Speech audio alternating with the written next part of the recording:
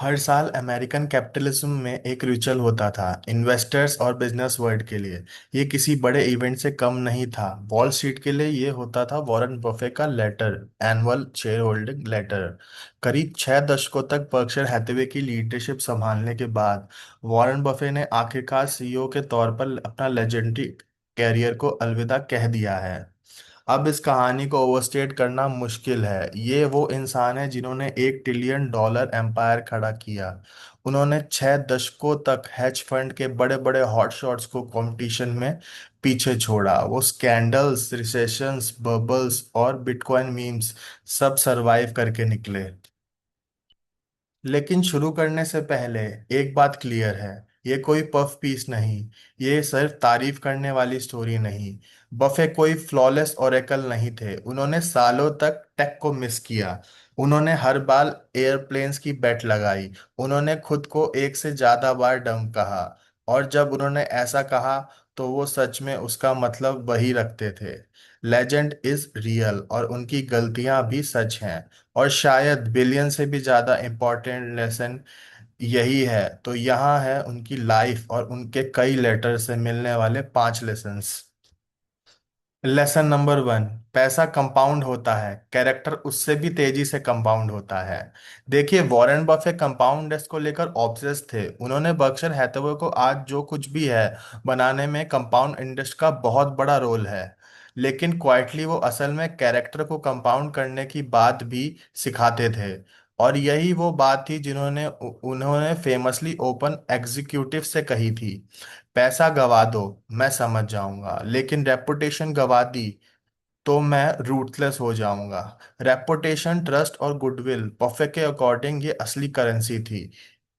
इसका मतलब ये नहीं कि पैसा इंपॉर्टेंट नहीं है, लेकिन लॉन्ग रन में कैरेक्टर ने मार्केट से भी ज्यादा परफॉर्म बेटर किया है। लेसन नंबर 2, पेशेंट रहो। मतलब इतने पेशेंट कि देखने वालों को भी अजीब लगे। बफेट का फेमसली मानना था कि टाइम आपका सबसे बड़ा एलाय है, यानी साथी है। उन्होंने कोका कोला को डिकेट्स तक होल्ड करके रखा।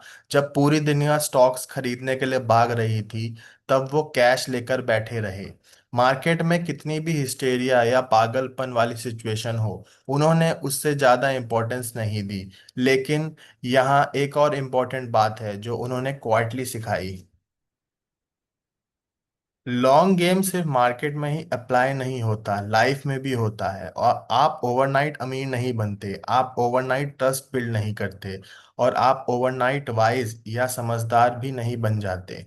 लेकिन आप ये सब कुछ धीरे धीरे, बोरिंग तरीके से और आप ब्यूटीफुली कर सकते हैं। बस जरूरी ये है कि आप कंसिस्टेंटली शो अप करें, क्यूरियस रहे, और वॉलेटिलिटी का पहला साइन देखते ही पैनिक में अपने प्रिंसिपल्स को सेल ना कर दें। लेसन नंबर 3, सिंपलिसिटी सोफिस्टिकेशन को बीट करती है। हम एक ऐसी दुनिया में रहते हैं जहां फाइनेंस गुरु नए नए एक्रोनिम्स इन्वेंट करके रहते हैं। मीम स्टॉक्स नए ट्रेंड बन गए हैं, लेकिन बफेट हमेशा उन्हीं बोरिंग रूल्स पर टिके रहे। बिजनेस को समझो, उसे सस्ते में खरीदो, लॉन्ग टर्म तक होल्ड करो, और जिस चीज को कॉम्प्लेक्स बनाने की जरूरत नहीं है उसे ओवर कॉम्प्लिकेट मत करो। उस ऑलमोस्ट बच्चे जैसी सिंपल क्लैरिटी लाइफ में भी एक अलग ब्यूटी है। वॉरेन बफेट ने एक बार मजाक में कहा था कि वो सिर्फ बिजनेस में इन्वेस्ट करते हैं जिन्हें 5th ग्रेड का बच्चा भी एक्सप्लेन कर सके। हाँ, इस वजह से कुछ रॉकेट जरूर मिस हुए हैं, लेकिन उन्होंने बहुत सारे क्रिएटर्स से भी खुद को बचा लिया। लेसन नंबर 4, अपनी मिस्टेक्स को एक्सेप्ट करो और आगे बढ़ना सीखो।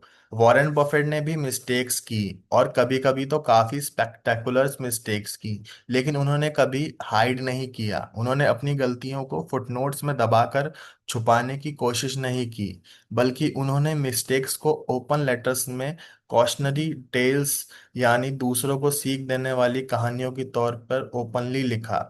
क्यों? क्योंकि वो परफेक्शन के बिजनेस में नहीं थे, वो लर्निंग के बिजनेस में थे। उनका मोटो सिंपल था, आपसे गलती होंगी, आप चीजों को गलत जज करेंगे, आप गलत डिसीजन भी लेंगे। चाहे बात स्टॉक्स खरीदने की हो या लाइफ डिसीजंस लेने की। बस एक चीज मत करो, अपनी स्टुपिडिटी पर डबल डाउन मत करो। यानी गलतियों हो जाने के बाद भी उस गलती पर और ज्यादा अड़े मत रहो। ये प्रिटेंड मत करो कि आपसे कभी गलती हो ही नहीं सकती। और सबसे इम्पोर्टेंट, शेम को अपनी ग्रोथ और एवोल्यूशन रोकने मत दो।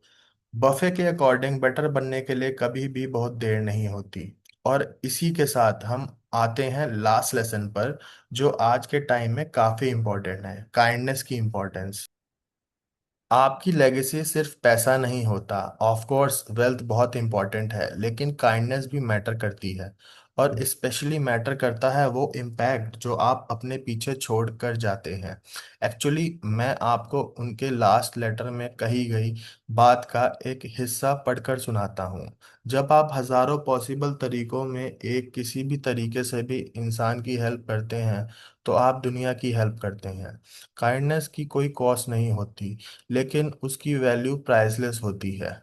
और एक बात हमेशा याद रखिए, एक क्लीनिंग लीडर भी उतना ही इंसान है जितना कि एक चेयरमैन। मुझे यकीन है कि वॉरेन बफे से सीखने के लिए ऐसे 100 लेसन होंगे। वॉरेन बफे का एग्जिट हमें एक एरा का एंड पर ले आता है। ओरेकल ओमाहा शायद अब पीछे हट रहे हैं, लेकिन उनके लेसन्स वेल, वो अभी भी रिटर्न देते रहेंगे।